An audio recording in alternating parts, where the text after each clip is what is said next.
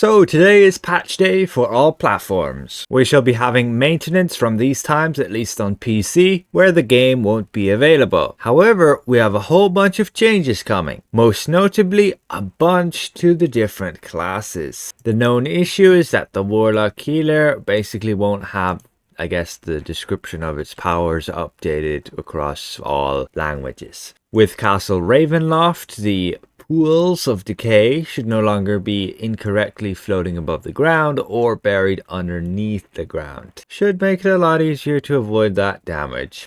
With the Summer Festival, I guess next year, you'll be able to buy the pinatas in bulk, and the same with the Protector's Jubilee, you'll be able to buy those lunchboxes in bulk. So then all of the class changes with the combat and powers. The Barbarian basically just had some of its powers updated to be considered area of effect, considered melee damage, and otherwise the tooltip with the Mightier Leap feat adjusted to actually show 780 magnitude instead of what it was deceivingly showing as just 600. We can see that here, Mightier Leap 325 magnitude, and when you go and get the feat, Mightier Leap, you can see it now says 780 magnitude. You select that, and then when you use that ability, so you use your Mighty Leap without hitting anything, then you can see that the secondary effect has 780. Now there will be some changes coming to the Sentinel, just not with this update.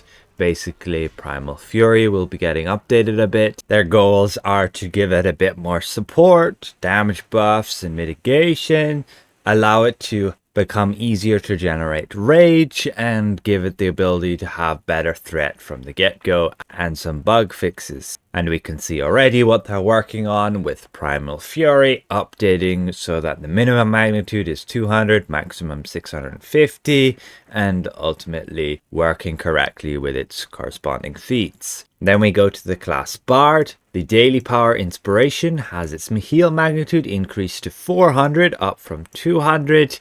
And you can also use this ability to buff up not just your party members, but also your nearest allies. That does mean also your companions. If I use it here, we can see you can now give your companion that buff as well. Additionally, Warding Carol will now properly cost 120 rather than actually costing 220. That should help out a lot for Warlock Healers who want to be cleansing, in particular the Lolth fight in the Demon Web Pits. Moving on, the Cleric. There were some changes to Anointed Army, the daily power, so it now can target 10 allies instead of just 5, and will prioritize players. The Guardian of Life, this just being the daily power, can target all nearby allies, again prioritizing players. Cleansing Light will now prioritize players. Before, it could sometimes heal a companion rather than a player.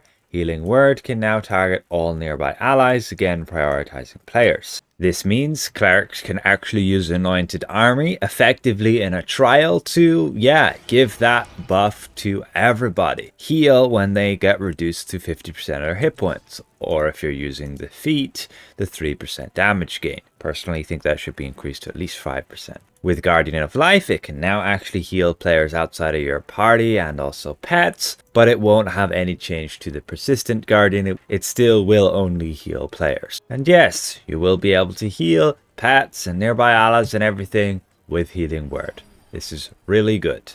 With the class the Paladin, well, not really specific to it, the Sigil of the Paladin, the artifact, will now prioritize players over friendly targets. This allows you to create an area on the ground where people would take 15% less damage, but it would affect companions, and so if you had 10 players in here plus 10 companions, you could have it just affecting 5 players and 10 companions, thus not giving the benefit to everybody, and they may die. And now we go to the class the Ranger. There's been some very good fixes here. Hindering Strike should no longer have the ability to miss and not do any damage when you cast it. It is now also considered an area of effect attack.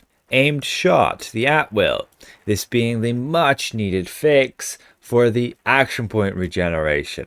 So it will scale the same as other At-Wills. You'll now properly be able to get that daily power back within a minute by just casting the aimed shot ability. And then just, yeah, some updates to these powers that they're now considered area of effect attacks. Then the big changes, the Warlock Healer. Their icons got an update to be more unique. This is what they all looked like, and this is their updated versions. They'll also generate less threat. Infernal Barrier, this being their shields mechanic, has been reworked to scale properly with incoming healing. Before it was not, which was making, everything that gave shields really struggle. Now, that doesn't mean you're going to be giving that big of shields, but you will have an at-will which can give pretty massive shields. And that has been changed. It was called Infernal Barrier. It has now been renamed to Infernal Sanction, and it's basically updated to serve as a more viable tank shield option. It will now heal for 50 magnitude,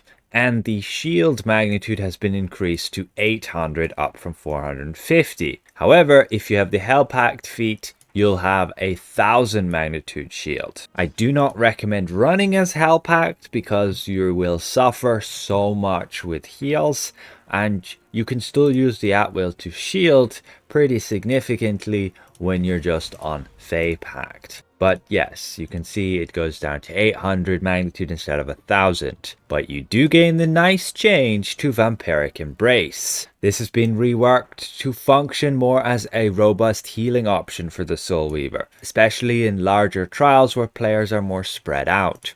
The heal magnitude has gone to 600, up from 330. The heal radius has gone up to 80 feet, up from 50. The damage magnitude has been decreased though. The Fey Pact feat additionally grants a 250 magnitude heal over time. You can see this is the old version, this being now the new version. And again, you get that 250 heal over time when you have the Fey Pact. So this is essentially like your healing word. It has a 200 soul weave cost though, which is also a bit cheaper than healing word. A massive initial heal, but only a 12-second duration versus 18 seconds on healing word. Now when you have the Hell Pact feat, it will grant a shield equal to 50% of the heal, so 300 magnitude. This build does have pretty decent stats, just missing the power and the outgoing healing, but you can see the shield from Vampiric Embrace is not going to equate to a whole lot. It's not going to compete directly with the Paladin shields. It'll be about half as effective. Your main viable option for shielding is your at-will, which you'll generally just put on the tank or 1 or 2 DPS who really need it. So I don't really see Hell Pact as viable.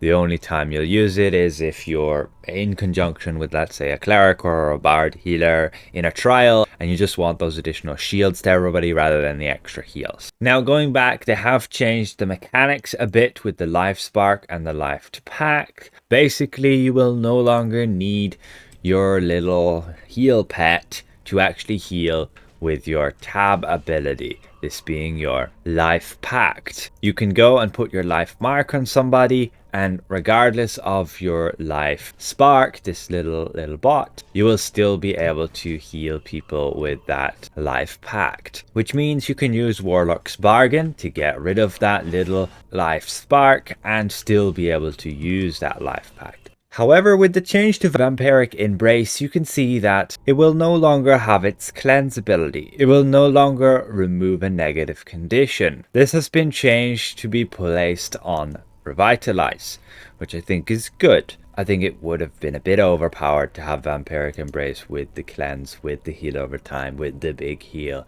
And so it's more like the Cleric, where the cleanse is on this radius heal, just like this, and you can cleanse anybody within the area. The Soul Barrier Daily, its magnitude heal has gone up to 250 rather than just 200. That's this one right here. You will still require to have your Life Spark in order to cast that daily, and it will be cast like on the location where your Life Spark is. However, if it is being a bit slow, I believe it's still a bit bugged that it will position on you. It will still like move Yeah, the daily is right here, although it shows over there. Yeah, it's a bit bugged. The Soul Pact daily will now affect 9 targets with the heal, up from just 4. The heal magnitude gone to 800 instead of 500, and the damage resistance applies to all nearby players, including the caster.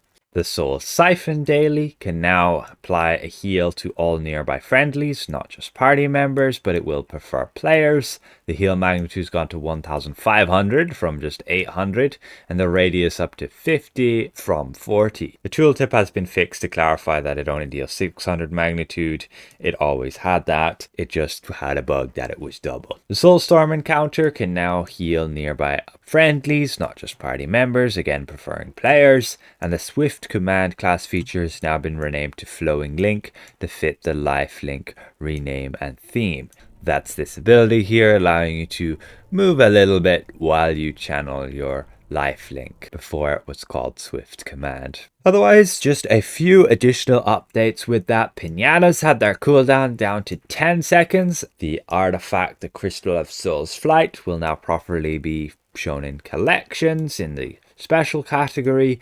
The rewards from the Hero's Path, the final box where you would obtain the Mythic Adventurer's Choice Pack, will no longer contain the Demon Wings. Additionally, the Abyssal Tears, those being the Abyssal Hunts in Narbontalin and Menzoberranzan, the chests now have a chance to award a piece of mid-tier gear.